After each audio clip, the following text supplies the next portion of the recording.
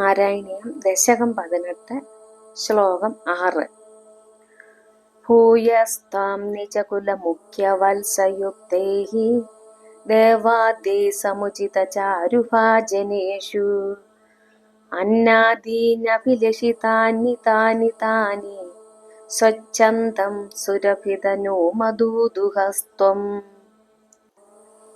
അതിൻ്റെ സാരാംശം നോക്കാം.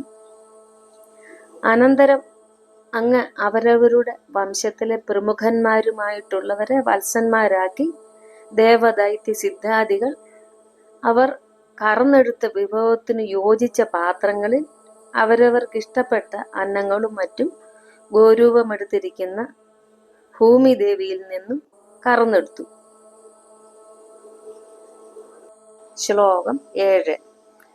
ആത്മാനം യജതി മഖൈസ്ത്വയി ത്രിധാമൻ ആരബ്ധേ ശതതമവാജിമേതയാഗേ സ്പർദ്ധാലു ശതമകയേത്യനീചവേഷഃ കൃത്വാശ്വം തവ തനയാത് പരാജിതോഭൂത്.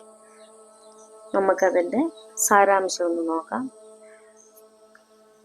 അല്ലയോ ത്രിലോകവാസിയും പരമാത്മാ സ്വരൂപിയുമായ ഭഗവാനെ,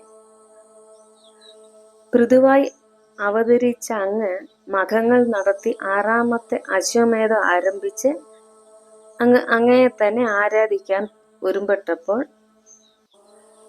അസൂയാലുവായി തീർന്ന ഇന്ദ്രൻ സ്വന്തം രൂപം മറച്ച് നീചവേഷം എടുത്ത് അശ്വത്തെ അപഹരിച്ചു. പക്ഷെ അങ്ങയുടെ മകനായ വിജിതാശ്വനാൽ ഇന്ദ്രൻ പരാജയപ്പെട്ടു. ശ്ലോകം 8. ദേവേന്ദ്രം മുഹുരിതി വാജിനം ഹരന്തം വഹ്നൗ തം മുനിവരമണ്ഡലേ ജുഹൂഷൗ വൃന്ദാനേ കമലഭവേ കൃതോ സമാപ്തൗ സാക്ഷാത് ത്വം മതിരുപമൈക്ഷതാ സ്വയം സ്വം. അതിൻ്റെ സാരാംശം നോക്കാം. ഋത്തുക്കുകളായ സപ്തർഷികൾ വീണ്ടും കുതിരയെ അപഹരിക്കുന്ന ഇന്ദ്രനെ ആഭിചാരം കൊണ്ട് ദാക്ഷിണാഗ്നിയിൽ ഹോമിക്കാൻ തുടങ്ങിയപ്പോൾ ബ്രഹ്മാവ് ചെന്ന് പൃഥു ചക്രവർത്തിയെ വിലക്കി. അപ്പോൾ പൃഥുയാഗം പര്യവസാനിപ്പിച്ചു. അപ്പോൾ തനിക്ക് തന്നെ സാക്ഷാത് മഹാവിഷ്ണുവിനെ നേരിട്ട് കാണുവാൻ പൃഥു ചക്രവർത്തിക്ക് തന്നെ കഴിഞ്ഞു എന്നുള്ളതാണ് അവിടെ പറയുന്നത്. ശ്ലോകം 9. തദ്ദത്തം വരമുപലഭ്യ ഭക്തിമേകാം ഗംഗാന്തേ വിഹിതപദ കഥാഭിദേവ സത്രസ്തം മുനിനിവഹം ഹിതാനി ശംസൻ ഐക്ഷിഷ്ടാസനകമുഖാൻ മുനീൻ പുരസ്താത്. അതിൻ്റെ സാരാംശം ഒന്ന് നോക്കാം.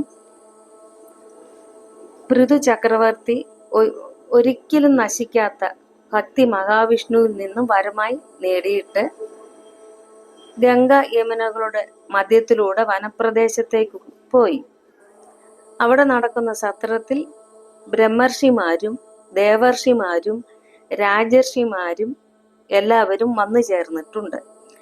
ആ സത്രസന്നിഭത്തിൽ അവിടെ കൂടിയിരിക്കുന്ന മുനിമാർക്കും മറ്റും പൃഥു പ്രവൃത്തിധർമ്മവും നിവൃത്തിധർമ്മവും ഉപദേശിച്ചു.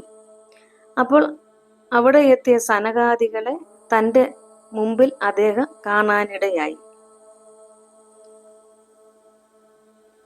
ശ്ലോകം 10.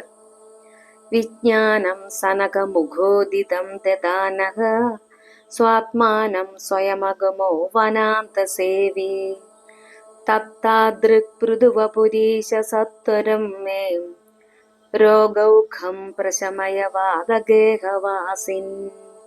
സർവത്ര ഗോവിന്ദ നാമ സങ്കീർത്തനം. ഗോവിന്ദ ഗോവിന്ദ. നമുക്കതിൻ്റെ സാരാംശം ഒന്ന് നോക്കാം. ഗംഗാ യമുന മധ്യവർത്തിയായി തപോവനത്തെ പ്രാപിച്ച പൃഥുവിന് സനകാദികളിൽ നിന്നും ആത്മജ്ഞാനം ലഭിച്ചു.